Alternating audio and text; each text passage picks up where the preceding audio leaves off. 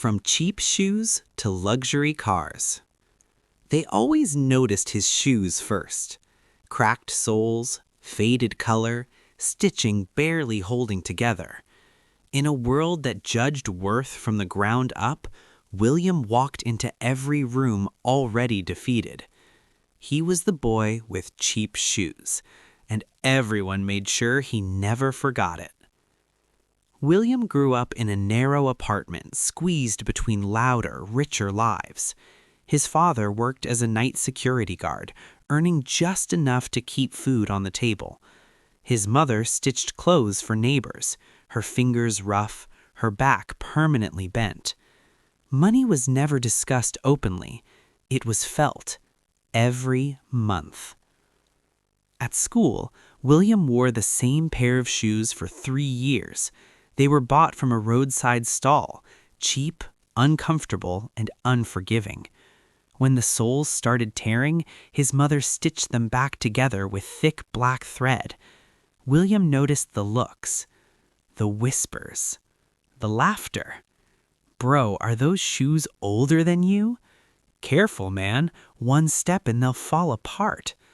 Must be hard running dreams in those." They laughed like it was harmless. William smiled like it didn't matter. But every laugh sank deep. Teachers didn't stop it. Friends didn't defend him.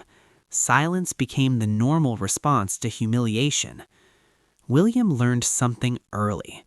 If you're poor, the world thinks it has permission to mock you.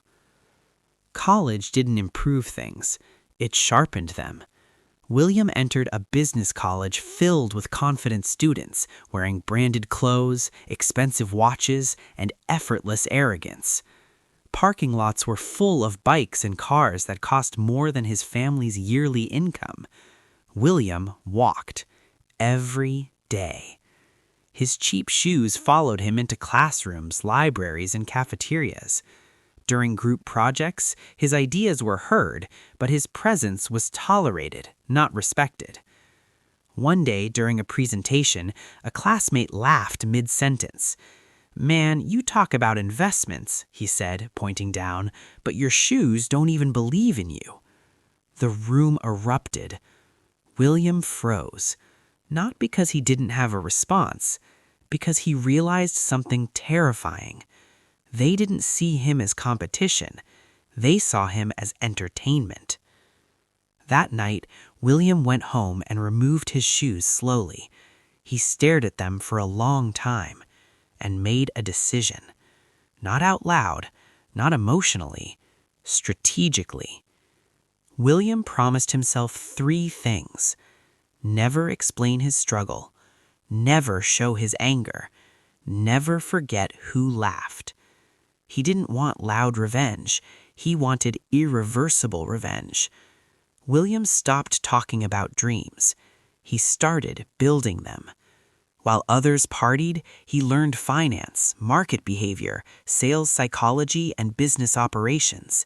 He took online courses at night, freelanced anonymously, and saved every rupee. He wore the same cheap shoes, on purpose. Let them think he was stagnant. Let them underestimate him. Underestimation was camouflage. After graduation, William didn't get a prestigious job. He got rejected again and again. Connections mattered more than competence, so he worked small jobs, data entry, sales calls, freelance analysis, anything that paid and taught him something valuable. His first business failed within 6 months. The second didn't even launch properly. The third made money, but lost it faster. There were nights when he sat on the floor, exhausted, hungry, wondering if the laughter had been right. But then he remembered the shoes, and the voices, and the way people looked at him. Failure hurt less than going back to being laughed at, so he continued, quietly. William finally found his edge, not in flashy startups, but in solving boring, expensive problems. He noticed how mid-sized businesses lost money through inefficiency, ego, and poor decision-making. He built systems that saved money, not impressive, effective. His first serious client came reluctantly, then stayed, then referred him. William reinvested everything. No lifestyle upgrades, no new clothes, no new shoes. People mocked him for being cheap. They didn't know he was building leverage. By the time his consulting firm became profitable, William still walked into meetings wearing the same old shoes. It made people careless. That was the advantage. 3 years later, William's firm was quietly outperforming larger competitors. He hired selectively, fired ruthlessly, focused on control rather than growth. Then came the call. A large firm, one where many of his former classmates worked, was bleeding money. They needed help. They didn't recognize the name on the proposal, William. The meeting was scheduled in a glass tower downtown. William arrived early, still wearing modest clothes, still wearing shoes no one respected. The executives entered. Then recognition hit. Wait, aren't you the shoe guy from college? Awkward laughter followed. William didn't react. He presented numbers, cold, precise, unforgiving. By the end of the meeting, no one was laughing. They hired him. Revenge without noise. William fixed the company's problems in months, saved millions, restructured leadership, exposed inefficiencies that embarrassed senior managers. The same people who once laughed now avoided eye contact. At the final review meeting, the CEO thanked him publicly. "You changed everything." William nodded, then said quietly, "You should have listened earlier, to people you didn't respect." Silence filled the room. He walked out. No drama, no confrontation, just consequence. From shoes to steering wheels. The real change came later. William sold a majority stake in his company during a strategic acquisition. The number in his bank account didn't feel real, but the freedom did. For the first time in his life, William walked into a showroom. Luxury cars gleamed under white lights, symbols of everything people once believed he could never have. The salesman sized him up. Cheap clothes, quiet voice. William noticed the hesitation. He smiled. "I'll take that one," he said, pointing to the most expensive car. "Cash." The salesman's tone changed instantly. William didn't enjoy it. He understood it. The reunion no one expected. At a college reunion, William arrived late. A sleek luxury car pulled up outside. People turned. Whispers spread. "That's his? No way! Isn't that the shoe guy?" William stepped out calmly. Same posture, same silence, different power. Former classmates rushed to greet him, smiles replacing jokes, respect replacing laughter.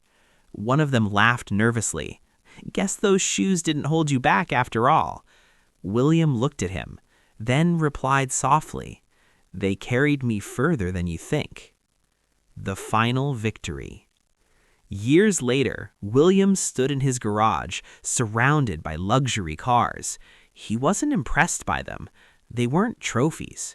They were reminders of cold mornings, of laughter that cut, of cheap shoes stitched back together. William donated his old pair to a local shelter, not for symbolism, for closure.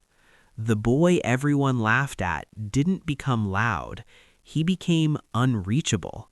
From cheap shoes to luxury cars, not because he wanted to show off, but because he never wanted to walk humiliated again. And that was the revenge. At the last lesson for all. The best revenge is success they can't touch. Never laugh at someone's starting point. Cheap shoes don't mean small dreams. They mocked his shoes, he owned the road. Remember this when they underestimate you.